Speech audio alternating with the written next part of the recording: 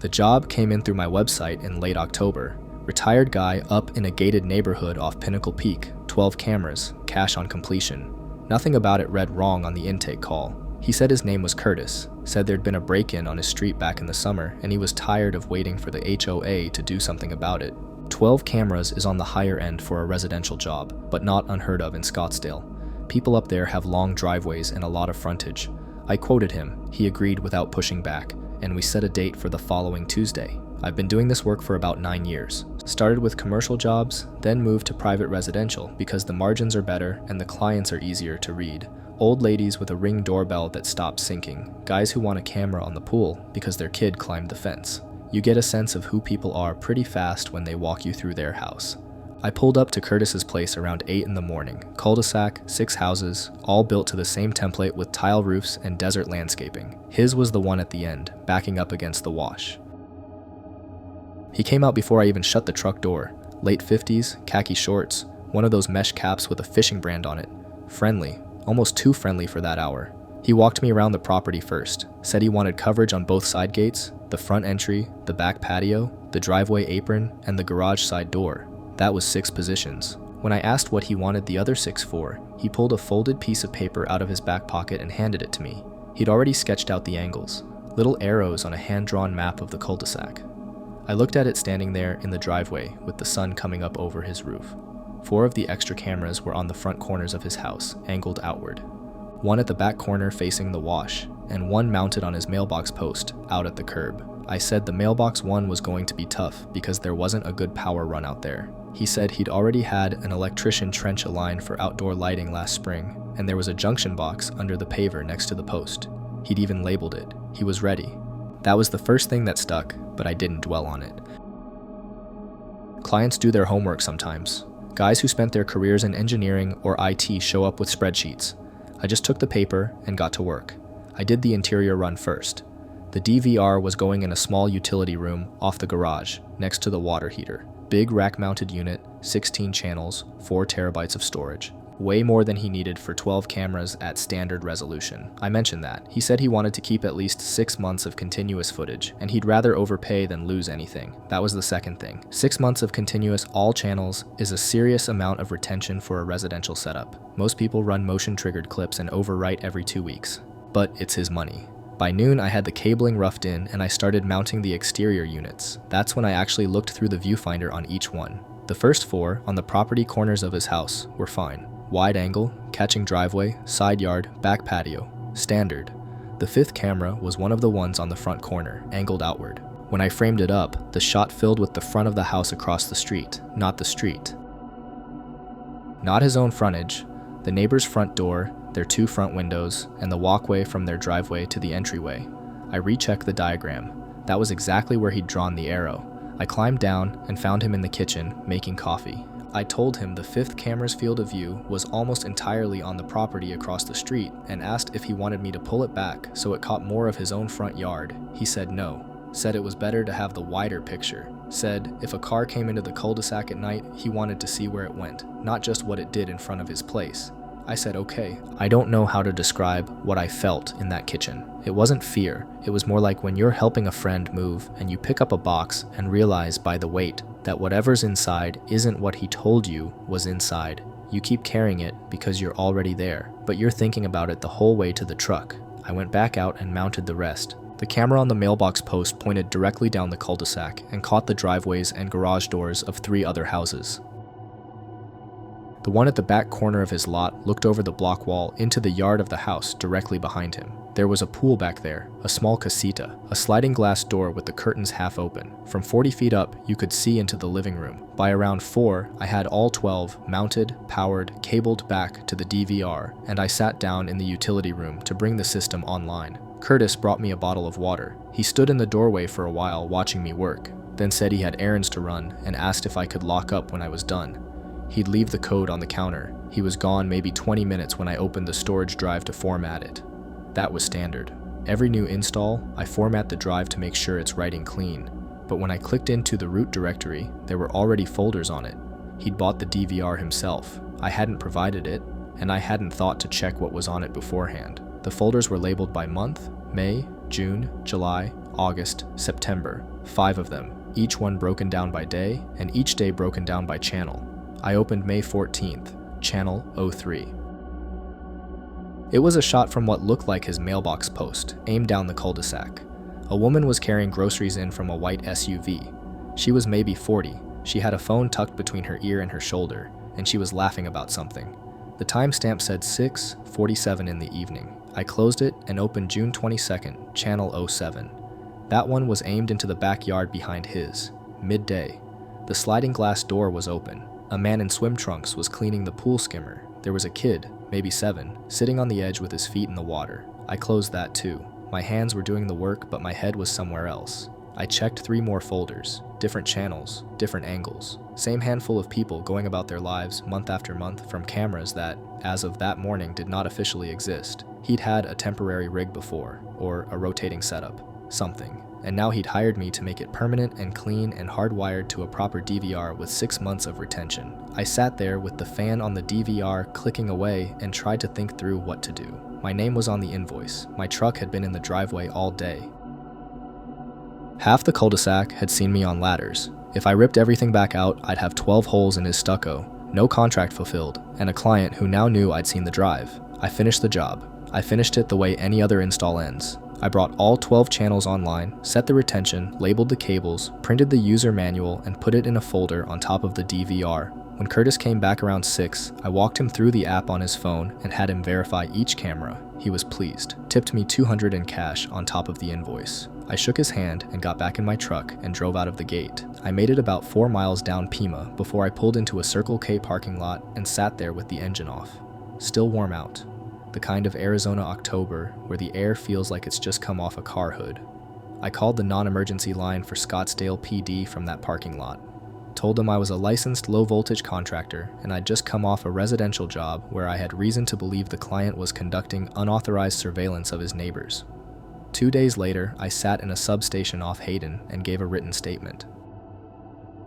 I described the camera positions, the diagram he'd drawn, the archive on the drive, the timestamps I could remember. I don't know exactly what happened after that first week. Some of it I heard from the detective, some of it I read in a local paper months later. 4 of the neighbors filed civil suits once they were notified. The criminal side stalled almost immediately. Arizona has strange gaps in its privacy statutes when it comes to cameras aimed from private property onto other private property in HOA-governed areas, and Curtis's attorney leaned hard into that. It went into motions for over a year. By the time any of that was close to a resolution, Curtis had already sold the house and moved. The listing photos, when I looked them up out of curiosity, still showed 2 of my cameras mounted at the front corners. Nobody had taken them down. I still take residential jobs. I just added a line to my intake form that asks the client to confirm, in writing, that all cameras will be aimed at their own property. Most people sign it without reading. A few ask why it's there. I tell them a version of this story, without names, and they usually sign faster. The job came in on a Tuesday, 2nd week of September, and it was the kind of contract I take 3 or 4 times a year, corporate stuff. Some mid-sized software company down in Soma thought one of their senior engineers was passing internal code to a competitor. They wanted eyes on him for 2 weeks. No approach, no contact, just movements, meetings, who he sat with at lunch, whether he handed anything to anyone. Standard. The client was a guy I'll call Wes, head of security for the company. We met at a coffee place on Folsom, and he slid me a folder with a photo, an address in the mission, and a company badge scan. The subject was Aaron, 38, worked there 4 years, married, no kids, drove a gray Prius. Wes said it very calmly, the way tired people say things when they've already decided the outcome. "We're 90% sure it's him," he said. "We just need the last 10. I told him fine, gave him a rate, and started that Thursday. The first 2 days were nothing. Aaron left his apartment at 7:40 every morning, took BART from 24th and Mission to Montgomery, and walked to the office. He ate lunch at the same salad place twice, once alone. Once with a woman from his team, and they talked about a birthday party. I watched from a window seat at a cafe with a book I wasn't reading. In the evenings he went home, sometimes stopped for groceries at the Buy Right on 18th. He didn't meet anyone strange. He didn't pass anything to anyone. He didn't even look over his shoulder, which most guilty people do, without realizing. By the end of day 2, I was starting to think Wes had the wrong man. Day 3 is when I saw the first one. I was parked on Valencia, half a block down from Aaron's building, drinking coffee that had gone cold an hour ago. He came out around 8, backpack over one shoulder, and turned toward the station. I let him get to the corner before I got out. That's when I noticed the guy in the black Camry. He was 3 cars behind me on the opposite side of the street. Late 30s, ball cap, sunglasses, even though the fog hadn't burned off yet. What caught me was the way he moved when Aaron turned the corner. He didn't start the car, he didn't pull out. He just lifted a phone to his ear, said something short, and stayed put.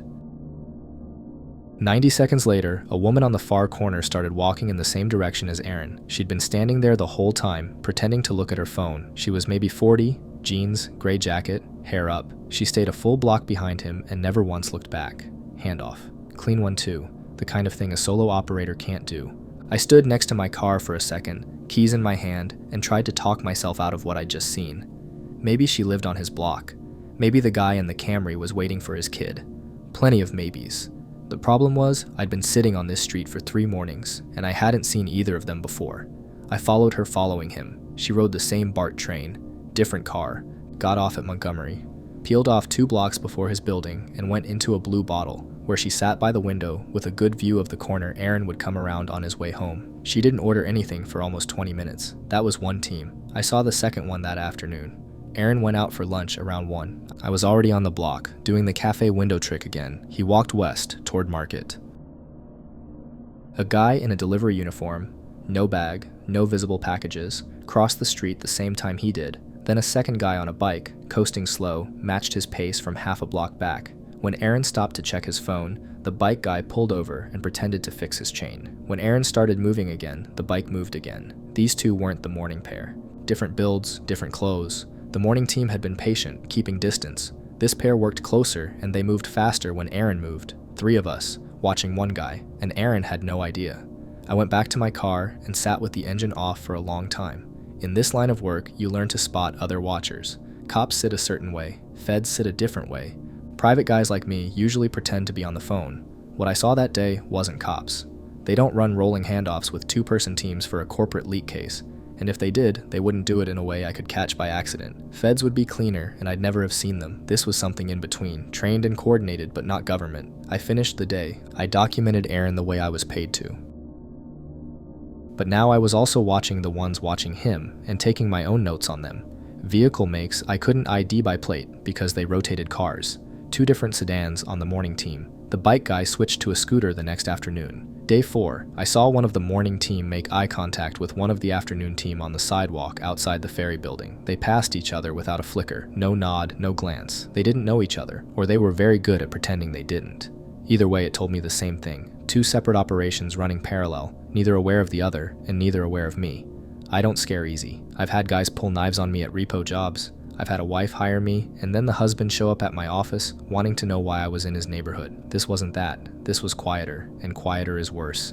That night, I sat in my apartment with the lights off and thought about what I actually knew. Aaron was a mid-level software engineer at a company most people had never heard of. He was suspected of leaking code, but you don't put 2 professional surveillance teams on a mid-level engineer over trade secrets. You put a lawyer on him, you fire him, and sue him. That kind of money means whatever Aaron had, or whatever he knew, was worth a lot more than a code base, or he wasn't who Wes had told me he was. I called Wes the next morning, said I needed to meet, not at the coffee place, somewhere else. He picked a bench at South Park. When I sat down, I could see he hadn't slept. I told him what I'd seen. Not everything, but enough. 2 other teams. Professional, not law enforcement. He listened without interrupting, and when I finished, he stared at the ground for a long time. "Are you sure?" he said. It wasn't really a question. "Yes." He rubbed his face with both hands. "Jesus." I waited. I've done this long enough to know that when a client goes quiet like that, you let them fill it. "I need you to find out who they are," he finally said. "Both of them. That's what I need." I told him no, told him what he was asking was a different job, a much harder one, and one I wasn't equipped to run alone. If he wanted that, he needed a bigger firm, probably one with former intelligence people on it, and even then I wasn't sure they'd take it without a lot more context. I was pulling off the surveillance of Aaron effective immediately, and I'd sent him my notes and my invoice by end of day. He didn't argue. He looked honestly relieved that I was leaving, like I'd confirmed something he already suspected, and now he could stop pretending. "Do me a favor," he said as I was standing up. "Don't put any of this in writing, just the standard report, nothing about the others." I told him I wouldn't. That was the last time I saw him. I sent the invoice. He paid it within the hour, from a personal account, not the company's. That should have told me something on its own. 2 weeks later, a contact at the airport called me. Aaron had flown out of SFO on a one-way ticket to Lisbon. His wife wasn't on the manifest. A month after that, Wes's company was gone. Not sold, not merged. Liquidated, assets frozen, doors closed, website replaced with a landing page saying the entity had ceased operations. No press release, no news article. I looked, there was nothing. 60-some employees, dissolved into whatever the next thing on their resume was, and nobody talked about it in any form I could find. I never heard from Wes again. His number went to voicemail for a while, then to a message saying the line was no longer in service. I don't know what Aaron actually had. I don't know who the other two teams were, or which one was there to protect him and which one was there for something else, or whether both of them wanted the same thing from different directions. I've thought about it more than I'd like to admit. Every version I come up with is a guess. What I do know is this: I was paid to watch one man for 2 weeks in September, and by the third day, I understood I was the least important person on that street. Everyone else had bigger reasons to be there than I did. And whatever those reasons were, they were enough to make a whole company disappear inside a month, and a man leave the country with one suitcase, and a client stop answering his phone. I still take corporate work. I don't take anything from that industry anymore. When a job comes in and the client sounds a little too calm on the intake call, I remember Wes on that bench in South Park with his hands over his face, and I quote a rate high enough that they go somewhere else. The client's request came in on a Tuesday morning in September 2021, and there was nothing about it that flagged as unusual. A man in his late 50s, adopted at birth, wanted to find biological relatives. That was maybe 40% of what walked through our door. Salt Lake City sits on top of the biggest genealogy infrastructure in the world, and the lab I worked at handled the private cases the big services couldn't or wouldn't. Sealed records, non-paternity events, people looking for siblings who didn't want to be found. He came in himself for the sample, which I appreciated. His name was Roy. He wore a canvas jacket that smelled like cedar and pipe tobacco, and he apologized for how his hands shook when he opened the buccal swab. He told me he'd waited until his adoptive parents passed to start looking. He wasn't angry at them, he just wanted to know where he came from, before he ran out of time to know. I told him we usually had preliminary results in about 3 weeks. He asked if I could call him instead of emailing. He didn't trust email for something like this. I processed the sample myself the next morning. Standard extraction, standard amplification. Nothing weird in the electropharogram, nothing degraded. Clean profile. I ran the autosomal comparison against our internal database, which cross-referenced most of the major consumer platforms, plus a few private trees that had opted in for legal genealogy work. That's when I first thought the software had crashed. The match list came back with over 800 hits at the fourth cousin range or closer. 800. For context, a typical result is maybe 200 at that range if you're from a big colonial-era American family with lots of descendants. 800 is what you'd expect if someone had submitted the same DNA under different names, which happens with fraud cases sometimes. I checked. The submissions were spread across 41 states, different labs, different collection dates going back 6 years. I flagged it as an anomaly, refreshed the query, and got the same number. Okay, weird, but not impossible. Some endogamous populations produce match inflation. I filtered by shared centimorgans, tightened the threshold, and started looking at the actual relationships. This is where it stopped being interesting and started being something else. Every single one of those matches shared a segment on the Y chromosome, not a similar haplogroup, not a related branch. The same segment, identical, passed down intact through the male line. I isolated it and ran it against the YSTR database. The most recent common ancestor calculation put the shared paternal source at roughly 240 years ago, give or take 20. So, late 1700s, one man, and every one of these 800 people, scattered from Maine to Oregon, carried a piece of him on their Y chromosome, or descended from someone who did. I want to be clear about what that means, because I think people hear common ancestor and picture some benign farmer with a big family. To produce 800 confirmed male line descendants across 7 generations in a database that only samples a fraction of the actual living population, you'd need the original man to have fathered somewhere between 200 and 400 sons who themselves lived to reproduce. Not children, sons, which, factoring in daughters and infant mortality of the era, means the original man would have needed to father maybe 1,000 children total. That's not a person, that's a program. I sat at my desk with the coffee going cold and did the math 3 different ways, because I was sure I'd made an error somewhere. I hadn't. Even if you assumed maximum inflation from the algorithm, aggressive overcounting, sampling bias in Utah specifically because of the LDS genealogy culture, you still ended up with a number that didn't work. Genghis Khan is the famous example people cite when they talk about hyperprolific ancestors, and even his descendant count relative to time doesn't reach this density in a modern American sample. I went back to Roy's file. His mitochondrial line was normal, small European cluster, traceable, boring. It was only the paternal side that was doing this. I pulled 10 of the 800 matches at random and looked at their submitted family trees where available. 6 of them had trees. All 6 trees, when you followed the paternal line back, hit a wall in the same rough geography. Western Pennsylvania, Eastern Ohio, late 1780s to early 1800s. A father listed with a first name only, or with a name that appeared nowhere else in period records, and then the tree just stopped. No baptism record, no land grant, no headstone. In every case, the wife's family was well documented for generations back, and the husband appeared out of nowhere, fathered children, and vanished from the paper trail. I want to say I noticed this and thought that's odd, and moved on. What actually happened is, I sat in the lab kitchen for a long time, and ate a granola bar, and tried to think about anything else. The building was mostly empty. I could hear the HVAC clicking on and off. One of the centrifuges upstairs was running an overnight cycle, and the vibration came down through the ceiling in a small, steady pulse. I called Roy the next week and gave him the standard report. I told him he had significant matches, consistent with colonial American ancestry, that his biological father's line traced to western Pennsylvania in the late 18th century, and that I could put him in contact with a handful of his closest genetic cousins if he wanted. I did not tell him about the 800. I did not tell him about the segment. He was quiet for a moment, and then he thanked me and said he'd think about the next step. He sounded relieved.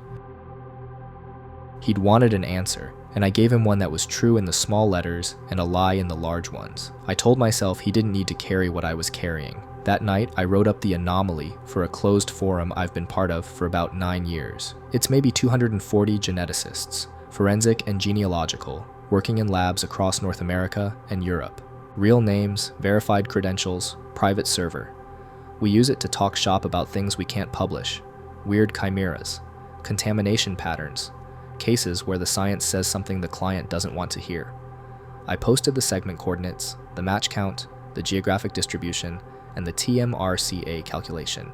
I asked, as neutrally as I could, whether anyone had seen anything similar in their own regional datasets. I expected nothing, or maybe one polite response suggesting I recheck my thresholds. 3 replies came in over the next 11 hours. The first was from a woman I'd met once at a conference in Denver. She ran the private genealogy contracts for a lab in North Carolina. She said she'd flagged a cluster in her own database the previous spring. Different segment on the Y, different TMRCA, but the same pattern. Hundreds of matches converging on a single male line ancestor whose paper trail should not have supported that many descendants. She'd written it off as an artifact of her scoring algorithm and moved on. After reading my post, she said she wasn't sure anymore. The second reply was from someone I didn't recognize, a bioinformatician out of Montreal. He wrote a long, careful message suggesting the possibility of a coordinated insertion into one or more of the reference databases.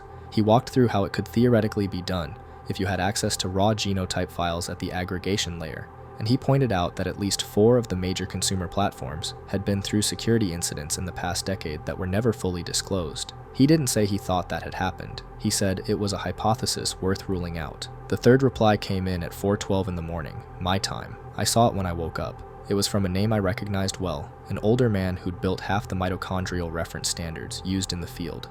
2 words. Don't dig. I refreshed the thread 10 minutes later to reply and ask him what he meant. His account was gone, not deleted exactly but grayed out, with a note next to his name saying the user had left the community.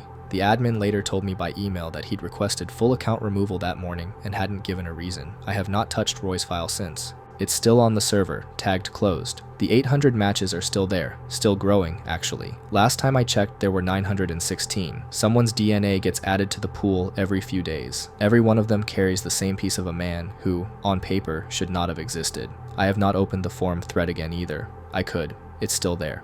2 responses now, since the third one is gone, and no new comments in weeks. Nobody else in the community has said anything about it in public. I'm writing this because I want it on the record somewhere that isn't a professional server or a client file. Not because I plan to do anything about it. I don't. I have a mortgage and a cat, and I like my job.